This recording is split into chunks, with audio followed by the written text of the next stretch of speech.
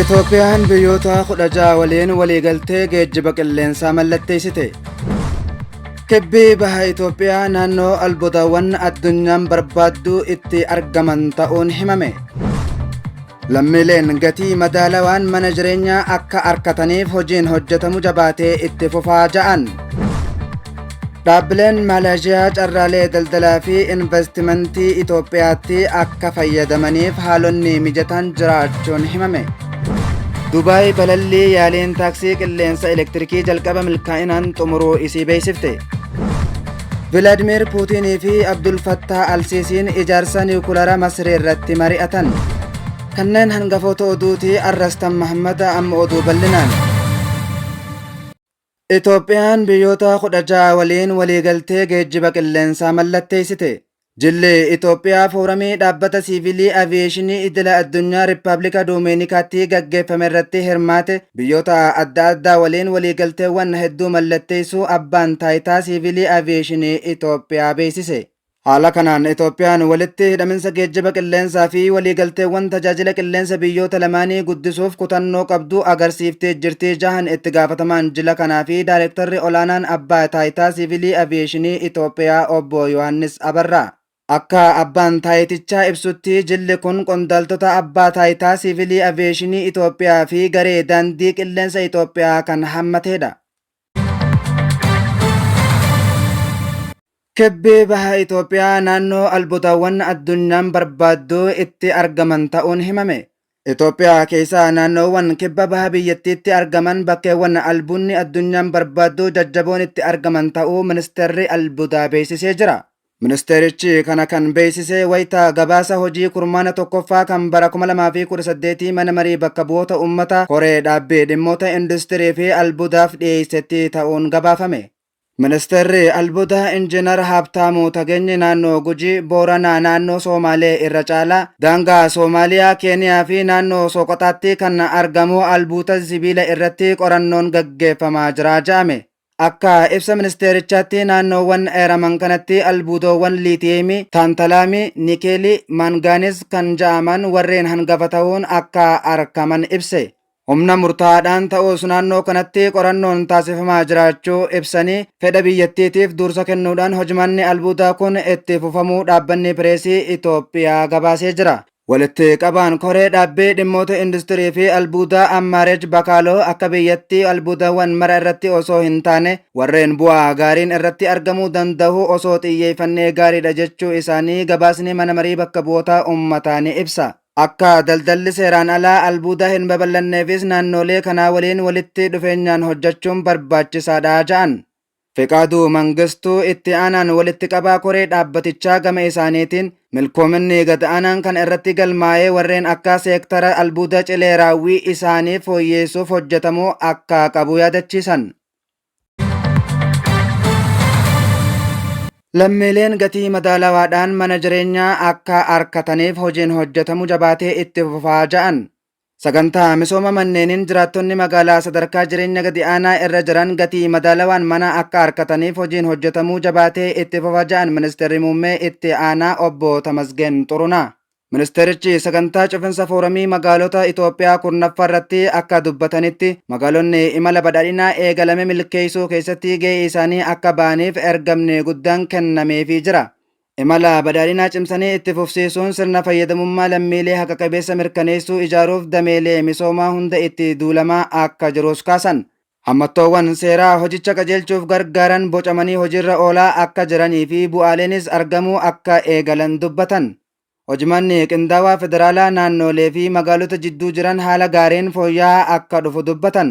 Fooramichi magaalonni fi tumsitoonni isaanii hojiiwwan misoomaa fi bulchiinsa gaarii isaanii beeksisuu beekamtii akka argatanii fi muuxannoo akka wal jijjiiraniif gaheen isaa olaanaadha jedhan. Hariiroon dorgommii fayyaalessii jidduu isaanii akka jiraatu godhuu imala badhaadhinaa Itoophiyaaf faayidaa guddaa akka qabus ibsan. Magaalonni filannoowwan galii qaban sirriitti adda baasuu fi walitti qabuun gaaffii misoomaa hawaasaa akka deebisaniif jabaatanii hojjechuun akka irraa eeggamus dubbatan. Sagantaa misooma manneenii hanqina mana jireenyaa furuuf karoorfameen jiraattonni magaalaa sadarkaa jireenya gadi aanaa irra jiraatan tattaaffii isaanii cinatti deeggarsa mootummaa madaalawaa ta'een mana akka argataniif xiyyeeffannaan hojjetamaas ja'an. Dhaabbileen Maleeshiyaa carraalee daldalaa fi investimentii Itoophiyaatti akka fayyadamaniif haalonni mijataan jiraachuun himame. Dhaabbileen Maleeshiyaa carraalee daldalaa fi investimentii Itoophiyaatti akka fayyadamaniif haalonni mijataan jiraachuu pirezidaantiin Federii Taayyee Atsiqasillaaseen dubbate. Fooramiin biizinasii Itoophiyaa fi Maleeshiyaa magaalaa Finfinneetti gaggeeffame kun fooramii giddugala konveenshinii idila addunyaa addisitti gaggeeffame irratti ministeerri muummee Maleeshiyaa Daatoo Seerii Anwaar Ibraahim, ministeera daldalaa fi walitti hidhaminsa naannoo Dr. Kaasahoon Goofee fi hooggantoonni olaanoon mootummaa biroon argaman. Fooramicha irratti pirezidaantii Taayyeen haasawa taasiseen hariiroon daldalaa biyyoota lameen jidduu jiru caalmatti saffisiisuuf hariiroo ummataa fi ummataa guddisuuf murannoo qabaachuu dubbatan. Itoophiyaan fooyyeessii diinagdee gooroo hojiirra oolchuun carraalee investimentii dijitaaleessuus ibse.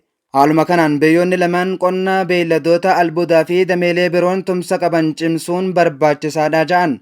Dhaabbileen Maleeshiyaa carraa daldalaa fi investimentii Itoophiyaan qabdutti akka fayyadamaniif haalonni mijatoon jiraachuus pirezidaantii Taayyeen dubbate.